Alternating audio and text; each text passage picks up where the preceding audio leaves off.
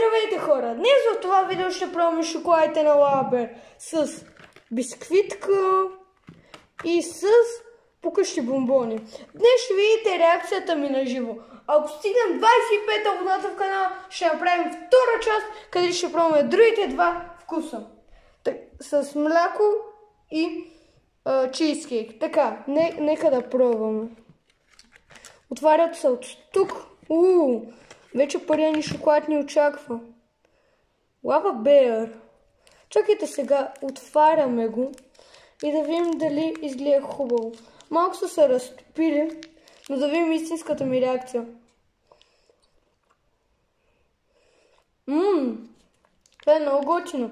Има вкусно нещо като, как да ви кажа, вкусно. В смисъл има вкусна нормална орео бисквит. Давам му оценка 7 от 10. А този шоколад за част втора.